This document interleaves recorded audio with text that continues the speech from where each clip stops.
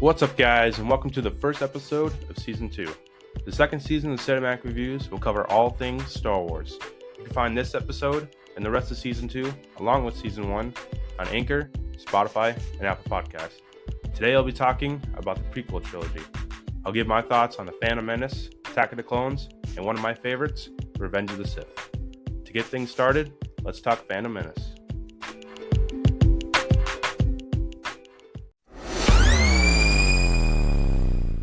The Phantom Menace was written and directed by George Lucas. It was released on May 19th, 1999, and grossed more than $924 million worldwide.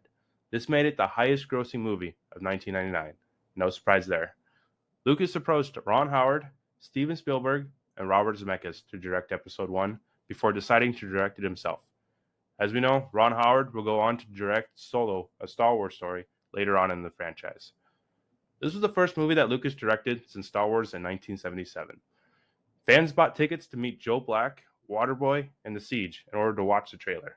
Some theaters decided to run the trailers after the film due to people leaving so early. Producers digitally lowered Natalie Portman's voice in her Queen Amidala scenes. Benicio del Toro was originally casted as Darth Maul, but backed out as soon as he heard that most of his dialogue was cut out of the film. This is where they hired Ray Parker, the stunt guy, to just do everything Darth Maul related. Lucas considered Tom Hanks, Kurt Russell, Denzel Washington, and Morgan Freeman before choosing Liam Neeson. Those are all terrific actors, but Neeson was definitely the right choice. This was unfortunately a career ender for Jake Lloyd. He only appeared in one other film after the release of Phantom Menace. On a brighter note, he has appeared at conventions and Star Wars events. The alien species that E.T. is can be seen in one of the Senate scenes. Fans who waited around for the end credits were treated with Darth Vader's breathing. Ewan McGregor got so carried away that he made lightsaber noises during the dueling scenes, which made things very difficult during post-production.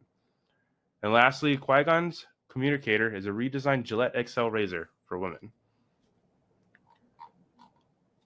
So we're first introduced to Jedi Master Qui-Gon Jinn, who is played by the always awesome Liam Neeson, and his apprentice Obi-Wan Kenobi, played by Ewan McGregor. They have been sent by Chancellor Valorum to negotiate with the Trade Federation, but they soon might find out that it's a trap. A Sith Lord named Darth Sidious has ordered the Viceroy to kill the Jedi and begin invading the planet of Naboo. Qui-Gon and Obi-Wan escape after fighting a bunch of battle droids. During the fight, we get an awesome shot of Qui-Gon trying to cut through the main door with his lightsaber. We also get a cool shot of Jedi super speed, but for whatever reason, we never see that power again in the franchise. Once on Naboo, Qui-Gon saves a Gungan named Jar Jar Binks. Now, I want to talk about Jar Jar for a second. After watching the Clone Wars series, Jar Jar doesn't bug me as much as he used to. Now, I'm not saying he's a better character because of the show. He's definitely a terribly written character. The Clone Wars show just gives him a little bit more to do, so knowing what he eventually does makes it a little more tolerable to watch him in Phantom Menace. Jar Jar takes them to the underwater Gungan city, where they acquire a transport ship. This is where we get the first use of the Jedi mind trick that we saw in the original Star Wars being used by Ben Kenobi. With the guidance of Jar Jar, Qui-Gon and Obi-Wan rescue Queen Amidala from the Federation's invasion. The group escape Naboo on the Royal Starship and plot a course for Coruscant. But the blockade proves to be more difficult to pass through. The ship takes some serious damage, so they are forced to land on the planet of Tatooine. Now, some people hate that the Star Wars universe always has to pull the Tatooine card. I feel the exact opposite. It's smart writing to have characters travel there on occasion, because it makes the universe feel more connected. Every time I watch a character go to Tatooine, I get excited, because it's a well-known planet within the universe. Once on planet, Qui-Gon convinces the Queen to allow him and a small group to travel to a nearby settlement called Mos Espa. The group consists of Qui-Gon, Jar Jar, which was a stupid decision, R2-D2, and the Queen's handmaiden, Padme. They come across a young slave boy named Anakin Skywalker, who we know will become Darth Vader down the road. It was really cool watching this movie for the first time. They get some background on the origin of Vader. He was always one of my favorite characters growing up. Qui-Gon senses a strong presence of the Force in Anakin and becomes convinced that he is quote-unquote the Chosen One. Throughout this trilogy, we'll get a few references to a prophecy about the Chosen One bringing balance to the Force. We also are introduced to the idea of midi-chlorians, which are microscopic organisms that are living in all things. It connects living things to the Force. This is an interesting concept, but for some reason Lucas abandons it until Dave Filoni brings it back in the Clone Wars series. Why introduce something like this and not build on it? Again, just terrible writing in this movie. Anakin offers to help the group get the parts they need by competing in pod racing. Qui-Gon agrees, and we get an awesome pod race. This is one of the 3 things that make this movie better than the bottom of my rankings. The race itself is great. The scenes with Anakin fixing his pod racer mid-race are fun and nerve-wracking, and the designs of the pod racers are awesome, especially Anakin's. The only thing I would change was when Anakin was having issues with his pod racer. It would have been a lot cooler if Anakin heard Qui-Gon's voice, like Luke did with Ben in the original Star Wars, while they were battling the Death Star. Anakin wins the race, and the group gets the parts they need, but there is something else. Qui-Gon reveals to Anakin that he also wagered for his freedom in order to train him to become a Jedi. Anakin reluctantly agrees and joins the group, leaving his mother Shmi behind. On the way back to the ship, Qui-Gon encounters Darth Sidious's apprentice, Darth Maul. We get a great but quick lightsaber duel between the two of them. Darth Maul is the second thing that keeps Phantom Menace from the bottom of my ranking. He doesn't get much to do in this movie, but knowing what he goes on to do in Clone Wars and Rebels makes the character even more awesome. He's one of the standout characters in those 2 shows for sure. I highly recommend them to any Darth Maul fans out there. The group finally brings the Queen back to Coruscant and places her in the hands of the Senate. While she pleads her case for the support in the Federation invasion, Qui-Gon pleads his own case to the Jedi Council. He tries to convince the Council to let him train Anakin, but they won't have it. They are convinced that he would turn to the dark side. Qui-Gon vows to train him regardless of their beliefs. Spoiler alert, they end up being right. Sorry, Qui-Gon. The Queen is convinced by Senator Palpatine to call for a vote of no confidence against Chancellor Valorum. This is the first example of how corrupted the Senate is. Still frustrated with the Senate, the Queen returns to Naboo. The Jedi Council orders Qui-Gon and Obi-Wan to accompany the Queen in order to investigate the Sith's presence on Naboo. Back on Naboo, Padme reveals herself as the actual Queen before everyone in order to gain support in fighting back the Federation. As a kid, this completely blindsided me. I had no idea that Padme was the actual Queen. After years of watching Natalie Portman and Keira Knightley in many movies, I can tell the difference between the 2 now, though. Padme gets the support she needs from the Gungans, and this is where we get the classic 3 planes of action that turns into 4 planes of action. They should have written this a lot better. There's way too much jumping around in these scenes. The first is the Gungan battle between the droid army and some random area. I always assumed their job was to slow down the army from entering the capital. It's just a terrible CGI fight that was meant for kids, really. That seems to be the main theme for this trilogy. These are the Star Wars movies really for young kids. The Gungans managed to stop them with the help from the space battle above that shut down the droids. This leads us to the second plane of action. Anakin ends up in the space battle above Naboo after Qui-Gon told him to stay in the starfighter that Anakin was hiding in. Anakin uses his great piloting skills and destroys the droid command ship from the inside.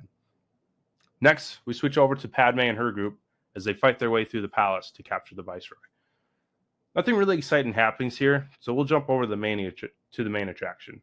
This is the third thing that keeps this movie from being ranked last. We get an awesome lightsaber fight between Qui-Gon, Obi-Wan, and Darth Maul.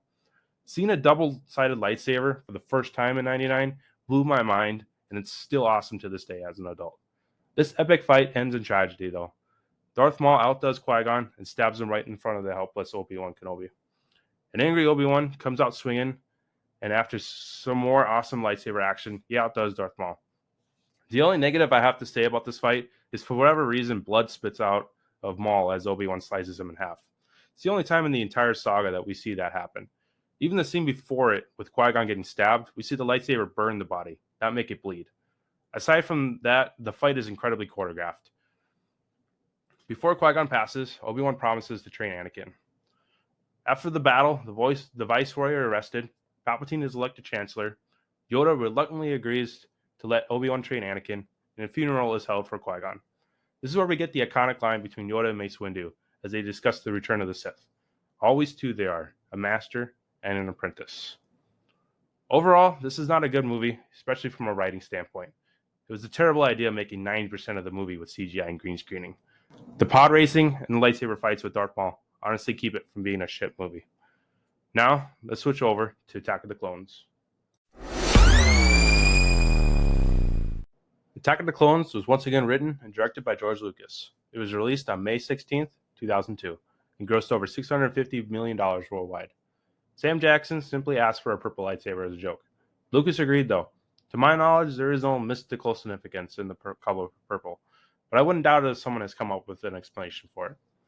Staying on the topic of Jackson's lightsaber, the words "bad motherfucker" are engraved on his hilt.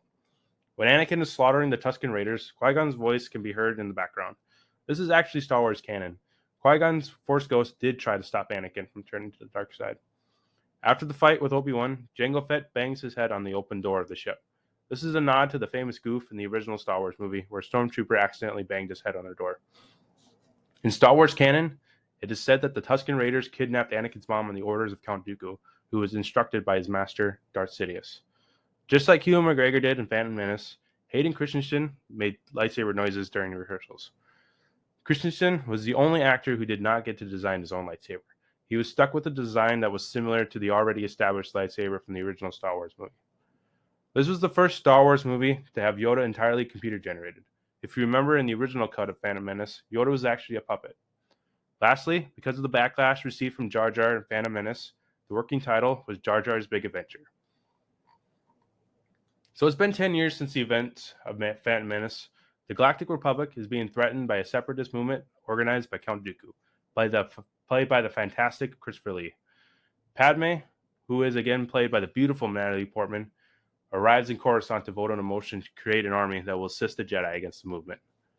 After surviving an assassination attempt, she is placed under the protection of Obi-Wan Kenobi, played again by Ewan McGregor, and Anakin Skywalker, played by Hayden Christensen. The two Jedi spoil another assassination attempt on Padme that was led by a mysterious bounty hunter. During the assassination attempt, we get a great callback to the original Star Wars movie, where in both scenes, Obi-Wan cuts off someone's arm in a bar. The Jedi Council orders Obi-Wan to investigate the mysterious bounty hunter, while Anakin travels with Padme back to Naboo for her safety. Obi-Wan discovers that the bounty hunter is hiding out on a planet called Camino. This is where he discovers that a clone army is being created upon the request of a Jedi named Sifo Dyas. Obi-Wan meets a bounty hunter named Jango Fett, who is the father of Boba Fett. Jango is the template for the clone army. He reveals to Obi-Wan that the clone army was actually the idea of a man named Tyrannus. Obi-Wan figures out that Jango is the bounty hunter that the Jedi is looking for, so he attempts to arrest him. We get a cool fight between Obi-Wan and Jango on the sky deck where Slave One sits. Obi-Wan places a tracking device on Jango's ship and follows him to the planet Geonosis. While Obi-Wan pursues Jango and young Boba Fett, Anakin and Padme fall in love while hiding out on Naboo. Anakin is troubled by visions of his mother, Shmi, who is in extreme pain. Padme decides to go with Anakin to Tatooine to save his mother. When they arrive, they come across Watto. I personally enjoyed this reunion between Watto and Anakin because the look on Watto's face when he sees that Anakin is a Jedi was priceless. Watto tells Anakin that he sold Shmi to a moisture farmer named Klieg Lars. Anakin and Padme travel to the farm and meet Owen Lars, who we know will become Uncle Owen to Luke in A New Hope. This was a really cool Easter egg to put into the prequels in order to create this connected universe feeling. When Anakin and Padme meet Klieg, he explains that he freed, then married Shmi. He also tells them that Shmi was taken by Tusken Raiders weeks ago. Anakin tracks down the Tuskens and their campsite. He finds his mother tied up and barely alive. Immediately after seeing Anakin one last time, she dies in his arms. Anakin massacres the entire campsite of Tuskens in anger. As I said in the facts section, you can hear Qui-Gon's voice yelling out to Anakin while he slaughters them all. This was a great way to introduce the idea that Qui-Gon is still a part of this universe. If you watch the Clone Wars series, you'll get more of the Qui-Gon story after his death. Anakin returns to the farm and tells Padme what happened. I have a really big issue with this scene. Why the fuck would Padme stay with and eventually marry this murderer? He killed women and children. This movie is at the bottom of my rankings for many reasons, but this is the number one reason. On Geonosis, Obi-Wan discovers that the Separatists are meeting together and led by Count Dooku. It is revealed that the Viceroy and Dooku plotted to assassinate Padme. Obi-Wan tells the Jedi Council what he has discovered before being captured by droids. Dooku meets and imprisons Obi-Wan and tells him everything. He reveals that a Sith Lord named Darth Sidious is behind everything and has infiltrated the Senate. He then invites Obi-Wan to join him and to stop Darth Sidious. Obi-Wan immediately refuses, even after Dooku tries to convince Obi-Wan that Qui-Gon would have joined him, because Qui-Gon was Dooku's apprentice. This is a neat way to give some backstory to Dooku and his relationship to Qui-Gon, but there is no way Qui-Gon would have joined him. Anakin and Padme travel to Geonosis in order to rescue Obi-Wan, but they end up being captured by Jango Fett after Anakin loses his lightsaber once again. Dooku sentences Anakin, Padme, and Obi-Wan to death, but they prove to be hard to kill. Padme is the first to escape her chains, followed by Anakin and Obi-Wan. They fight these three crazy-looking creatures in the arena. Mace Windu shows up and threatens Dooku while holding up his purple lightsaber against Jango's throat. A purple freaking lightsaber. I'm not a huge fan of this movie, but seeing that is always awesome. More Jedi show up and help our three heroes fight off the droids. We get a brief battle between Windu and Jango, but Windu cuts off Jango's head with ease in front of Boba Fett. The Jedi become outnumbered, but before Dooku can finish them off, the clone army shows up to save them. The Jedi board the clone ships and travel to the main battle outside the arena. Windu and the rest of the Jedi fought off the droid army, while Anakin and Obi-Wan fly after Dooku. They follow Dooku to his private ship hangar and engage in a pretty uneventful lightsaber duel. Obi-Wan gets cut up, and Anakin loses an arm. Before Dooku can kill them, Yoda shows up, and this is where the scene gets a lot more entertaining. Dooku and Yoda have a brief forced battle, but they both decide this won't be enough to end the fight. We get a cool reveal of Yoda wielding his lightsaber. This is the first time we ever see him do that, and it's a really cool moment. Yoda starts jumping around fighting Dooku, but Dooku uses Yoda's love for Anakin and Obi-Wan against him. He attempts to crush the two helpless Jedi, so Yoda decides to save them, which allows Dooku to escape. The movie ends with Dooku giving the super weapon plans to Darth Sidious. This is where it is revealed that Dooku is Tyrannus. Anakin is given a metal arm and marries Padme and Naboo. Like I said, this movie is at the bottom of my rankings. The love story between Anakin and Padme makes no sense. She agrees to marry a murderer, and not just any murderer, a kid murderer. What were you thinking, George? The decision to make 90% of the movie CGI again was terrible. Nothing against Hayden, but I really didn't like Anakin in this. He gets redeemed in the Clone Wars show because of Filoni, and a little bit in Revenge of the Sith, as we see him become the fan favorite Darth Vader. Phantom Menace is by far better than this garbage movie, but not by a whole lot.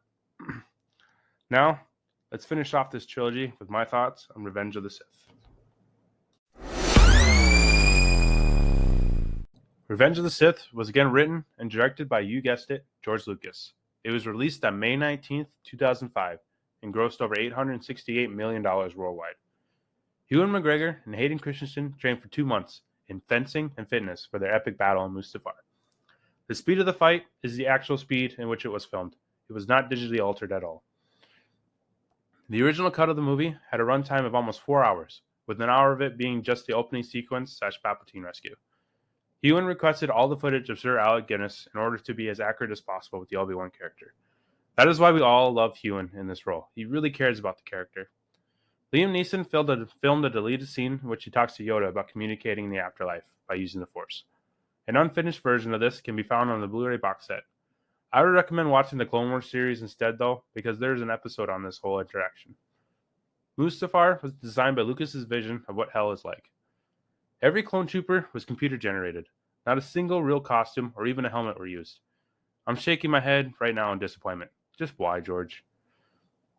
Originally, during the fight between Dooku and Anakin, Palpatine had more lines of dialogue that included him ousting Dooku as the one who hired the Tusken Raiders to kidnap his mother. Ewan asked to be one of the Emperor's red-robed guards. It's still unknown to this day if he actually was one of the 2 guards. Lastly, the final shot of the movie with Uncle Owen holding baby Luke was meant to mirror the opening shot of the original Star Wars with Luke. So the movie opens up with Obi-Wan Kenobi and Anakin Skywalker leading a mission above Coruscant to save the kidnapped Chancellor Palpatine from General Grievous, a cyborg separatist commander. Once inside the ship, Obi-Wan and Anakin encounter Count Dooku once again. This time, things are different though. Anakin's powers have doubled since they last met. Dooku first overpowers Obi-Wan, who falls unconscious. Next, we get a cool fight between Anakin and Dooku. The choreography in this scene, and the rest of the movie actually, is a whole lot better than the two previous movies. Anakin overpowers Dooku, and with persuasion from Palpatine, he cuts off Dooku's head. I love how you can see the confusion in Anakin's eyes as he contemplates this. Hayden Christensen was given a lot more to work with from Lucas in this movie. Anakin, Obi-Wan, and Palpatine confront Grievous on the command deck before he escapes. The design of Grievous is really cool, but I think I still prefer the animated series version of him. Anakin is forced to land his ship as it's breaking apart, and does successfully, proving to be one of the best pilots in the galaxy. Back on Coruscant, Anakin secretly meets with Padme, who reveals to him that she is pregnant. At first, he is excited, but then begins to have visions of her dying in childbirth, similar to how he was having visions about his mother in pain. Then, the Jedi Council orders Obi-Wan to travel to Utapau to confront Grievous. We get an awesome fight between Obi-Wan and Grievous, which begins with Obi-Wan saying his iconic line, "Hello there." Seeing Grievous pull out 4 lightsabers for the first time was awesome, and it's still awesome to today. Obi-Wan manages to kill Grievous and works with the clones to preserve Utapau from a further conflict. While that is happening, Yoda travels to the Wookiee homeworld Kashyyyk to help fight off the Separatist invasion. Mace Windu instructs Anakin to get close to Palpatine in order to confirm their suspicions of him while Yoda and Obi-Wan are gone. This proves to backfire on Windu, as Palpatine tempts Anakin with his knowledge of the dark side and offers to teach him how to use the Force to save Padme. Anakin deduces that Palpatine is the Sith Lord that they have been looking for and reports back to Mace Windu. Windu, along with a couple other Jedi, confront Palpatine. Desperate to save Padme, Anakin interrupts Windu's fight with Palpatine and cuts off his hand before Windu can kill Palpatine. When I first saw this movie, I had issues with Windu wanting to kill, because normally Jedi Masters teach others not to kill. But I forgave it with this rewatch because 1, Windu was in self-defense mode, and 2, he killed Jango Fett in Attack of the Clones, so it's not out of the character for him. Palpatine finishes Windu off by lightning striking him and throwing him out the window. Now, I've always had this argument with my dad about Windu surviving this scene. I don't think he could have survived because 1, he had his hand cut off, 2, he was struck with an incredibly dangerous amount of lightning, and 3, he was thrown out of a massively high window with nothing to break his fall. My dad, on the other hand, believes that something could have broken his fall, like a platform or ship. I mean, I guess you could write that, but to me, it just seems like movie bullshit. I'd say leave the character dead, but who knows? They managed to bring back Boba Fett from the Sarlacc pit, and Darth Maul was still alive after being cut in half, so at this point, anything is possible in Star Wars. Anakin pledges his loyalty to Palpatine and becomes his newest apprentice, Darth Vader. Palpatine issues Order 66 to the clones, commanding them to kill all the Jedi. In the Clone Wars and Bad Batch shows, we get more backstory on how this was possible and why. I really recommend those 2 shows to everyone. Palpatine sends Anakin to Mustafar to assassinate the Separatist leaders while Palpatine declares himself Emperor. He transforms the Republic into the Galactic Empire and brands the Jedi as traitors. We get a montage of clones killing the Jedi across the galaxy. We see Plo Koon and Ki-Adi-Mundi die on their missions, which is heartbreaking. The montage ends with Obi-Wan getting shot down by Commander Cody and is presumed dead. Yoda cuts off 2 clone troopers' heads as they try to kill him also. But he manages to escape Kashyyyk, and this is where we get the little cameo from Chewbacca. Obi-Wan and Yoda manage to escape their planets and head back to Coruscant, where they discover that Anakin has turned to the dark side. We see through projections that Anakin killed every Jedi in the temple, including the younglings, which shouldn't surprise anyone because he did it in Attack of the Clones with the Tusken Raiders. Yoda instructs Obi-Wan to kill Vader while he confronts the Emperor. Obi-Wan reluctantly agrees and finds Padme to tell him where Anakin is. He tells her that he has turned to the dark side and killed Jedi, including younglings. This surprises her, and she denies that he isn't capable of that. I'm rolling my eyes really hard right now. She knows Anakin does this because he confessed to her in Attack of the Clones that he did it to the Tusken Raiders. Why the fuck, George? Why is the writing so terrible in these movies? Anyway, Obi-Wan follows Padme as she goes to Mustafar to see Anakin. Meanwhile, Yoda confronts the Emperor, and we get a cool fight between them inside the Senate room. We get some crazy Force using and lightsaber wielding before the Emperor overpowers Yoda, who must go into exile and regain his strength. Now for the main event. This is one of my favorite scenes in the entire Star Wars saga. We get the showdown between Obi-Wan and Anakin on Mustafar. The choreography and dialogue is awesome during this whole fight. Hayden and Ewan really worked their asses off to get this fight down, and they didn't disappoint. Watching the prequels was worth it to me because we get this awesome fight sequence. Obi-Wan defeats Anakin by taking the high ground. Anakin idiotically tries to jump over Obi-Wan, but loses another arm and both legs instead. And if that wasn't enough, he gets set on fire from the lava behind him. The fight ends with a powerful speech from Obi-Wan proclaiming that he saw Anakin as a brother and loved him. He grabs Anakin's lightsaber and takes Padme to a secret outpost that Yoda is hiding out at. The Emperor arrives in Mustafar and takes the barely alive Vader back to Coruscant. The movie ends with the two planes of action happening simultaneously. Anakin is put into the iconic Darth Vader suit in order to stay alive. When he awakes, he asks about Padme, but the Emperor informs him that he killed her in his anger. Darth Vader yells no, and the world memes the shit out of it. Padme gives birth to two twins, Leia and Luke, before she dies. Her final words to Obi-Wan were that she still believes there is good in them. Yoda and Obi-Wan agreed to separate the twins for their safety. Senator Organa takes Leia as their adopted daughter, and Obi-Wan takes Luke to Tatooine to live with his uncle Owen Lars. And that is the prequel trilogy. Revenge of the Sith is one of my favorites in the entire saga, and it's definitely the best in this trilogy. It's not a great movie, and it's poorly written like the other two, but I enjoy it the most. The fight scenes are awesome, and seeing Anakin turn into Darth Vader is cool knowing what happens next. The Clone Wars show and Dave Filoni made the prequels cooler. I'm really excited to see where the Obi-Wan character goes in his series coming out next month. It looks like in the trailer to be about 10 years after the events of Revenge of the Sith. This part of the saga has always been a mystery to me, so it's awesome to finally get some answers. Now, to end the episode, let's go over my rankings of the prequels. With the trilogy itself, Revenge of the Sith is my favorite of the three. I have that at number 1, The Phantom Menace at number 2, and Attack of the Clones at number 3. Ranking against the entire Star Wars universe, I have Revenge of the Sith at number 7, The Phantom Menace lands at number 11, and Attack of the Clones still takes the last spot at number 13. You can find the rest of this list at Letterboxd under Cinematic Reviews. Well, that'll do it for this week's episode. Next Friday, join me as I give my thoughts on the Star Wars stories, Solo and Rogue One. Also, always tune in for the latest New Release Monday episode. The next new release will be Sonic the Hedgehog 2. So head to the theater this weekend and check it out. Until then, may the Force be with you always.